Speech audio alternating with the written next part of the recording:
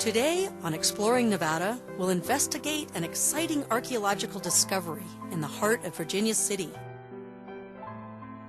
It's the remains of the Boston Saloon, a popular gathering place for African Americans who lived and worked on the Comstock.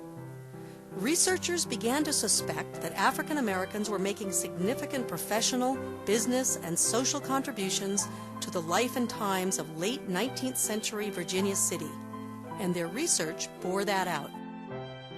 5 weeks of digging during the summer of 2000 produced a wealth of artifacts, giving solid clues as to how African Americans socialized, what they ate, drank, and deemed important in their daily lives.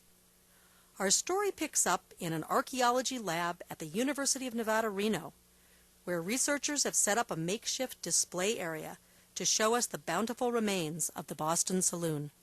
And with me now is Kelly Dixon, who supervised the field crew for one memorable summer. For 5 weeks, Kelly, you dug and dug.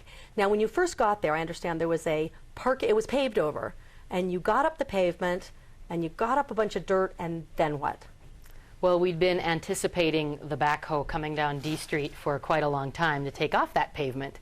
And we knew, based on historical records, like census databases, like historical directories that are very much like our yellow pages, and by newspapers, that this particular location in Virginia City on D Street was X marks the spot. We knew it was there. It had been capped with a parking lot, however, and so it was a serious moment of discovery. What were we going to find? And as the backhoe peeled off the pavement, there were literally artifacts popping out right away. So we instantly got up our druthers and our excitement, had the backhoe pull off. We laid out a grid and began excavating. What we didn't know was that we had a good 18, 20 inches of artifactual materials to get through until we'd actually get to the layers that represented the occupation of the Boston Saloon there between 1866 and 1875. And as we worked our way down to that point, more artifacts started to pop out of this ashy gray layer that represented the 1875 fire. So you knew you had to get underneath the fire. We had to get underneath the fire because, good thing for us, the Boston Saloon closed its doors in 1875, a few months before the fire. So as we excavated down to that layer, we began to see portions of bottles, corks, portions of tobacco pipes and glassware start to peek out of that ash. Some of it, like what we have here, even burned. Glass became molten during the fire and lay there amidst the ash and the debris. The crew carefully excavated everything in situ or in place, mapped it out, and we brought in tiny, tiny fragments to the lab. I'm going to talk about that a little more in a few minutes. But what we are able to deduce now, after this careful, drawn-out excavation, is what was it like to walk in the doors of an African-American saloon? This represents the first African-American saloon that has ever been excavated. And it promises to tell us a new story of an African-American contribution to the mining West, one that, up to this point, does not exist in terms of African-American archaeology. So, you would have walked into the doors of the Boston Saloon, and you would have been met by the glow of a gas lighting system. Historical records tell us about what it was like to be in saloons during the 19th century, particularly boomtown saloons. And those historical records are a little slanted because they're usually written by proponents of the temperance movement who tell you that these are dingy, smoke-filled, fumy places of sin. Well, we walk into the Boston Saloon and see a fancy gas lighting system that actually was put in to cut down on obnoxious fumes and odors associated with gas lights. And did you have artifacts then that reveal that? And then we indeed do. A patent date stamped on an artifact that tells us about this gas lighting system that had the cutting-edge technology of cutting down on the fumes. However, we've got an array of tobacco pipes here telling us that in addition to seeing the lighting, you would have had the smell of tobacco smoke wafting in the air, also on site, but also going through the nose and the senses. One of the other series of, I think, more amazing artifacts are delicate crystal stemware, wine glasses, champagne glasses, aperitif and liqueur glasses, delicate stemware that causes us to rethink our stereotype of the wild Western saloon, and that tell us that this particular saloon the Boston Saloon, an African-American establishment, was among the more upscale operations among 100 saloons in Virginia City during the mining heyday. We've got artifacts like this that when excavated were full of sediments, full of dirt. We couldn't see what they were. We take them in the lab and clean them up, and we can read embossed writing that tell us that that's Gordon's dry gin from England. Suddenly we have the menu items coming to life. We've got wine and champagne. We've got stoneware ale bottles imported from Scotland.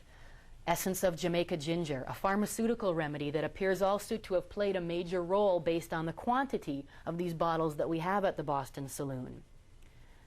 You would have also had the aroma of lamb chops and leg of lamb. So you have some bones. We have a number of faunal remains or animal bones that have butchery cut marks on them. That means we know they were being eaten. And we also know that this particular animal is very young. This is the leg of a lamb. And you can see how I can move the bone away. That bone hasn't fused yet, which means it's a young animal. Succulent menu options in addition to beverages.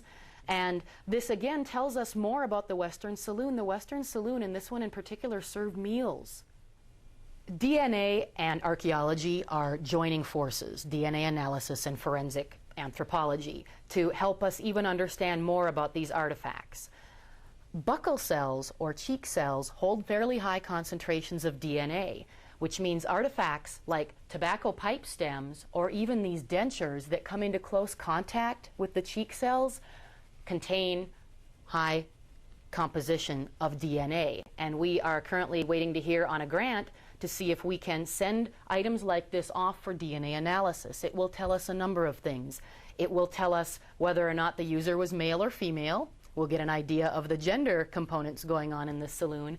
It can also tell us the ancestral background. We may be able to say, indeed, these are affiliated with people of African descent, which leads us into understanding more of the ancestral makeup associated with this collection. And besides drinking and eating, people were playing. We have down here some poker chips. We have part of a domino, and we even have some marbles. Now, some might say those marbles indicate the presence of children. Indeed, that could be. However, it could just be one of many games that were being offered and going on in the Boston Saloon. Also, next to these is a mouthpiece from a trombone. Suddenly, I can insert a soundtrack, an accompaniment of horn music, in addition to the gas lighting and the clinking of glassware, the tobacco pipes, and of course the aroma of leg of lamb. Now, we have a whole series of ceramic dinner plates that also remind us that meals were being served. And if you look closely at these, and if you look closely at the rest of these artifacts, you'll see that they have little cracks. They come to us out of the field broken up. This is what archaeologists find. We dig this parking lot that has a capped site from the mining boom era, and we have fragments. And it therefore takes years to clean those, to catalog them, sort them, and figure out how they all mend back together. And we're very fortunate that we have a dedicated volunteer who has put in thousands of hours to put these back together, so I can sit here and tell you the story about walking in the Boston Saloon that I am right now. And we will be speaking next with a volunteer who actually has put it all together so that then Kelly could tell this wonderful story about what took place. So please stay with us. Welcome back to Exploring Nevada, where we're admiring this wide array of artifacts from the Boston Saloon excavation in Virginia City. With me now is Dan Urriola, who is a dedicated volunteer, a behind-the-scenes guy who has put together a lot of these artifacts that Kelly was just talking about. When you began your work, things did not look as they do now. No, they look like this. A bunch of dirty glass, pieces of glass and this and that. Nails, what all else that we found in there? Rocks that got in here, ceramics, bottles. But you had a vision. You knew that they were more than that. Yes. I've been working on ceramics, or mending them, for about 6 years now. And the Boston Saloon has presented some specific challenges to me.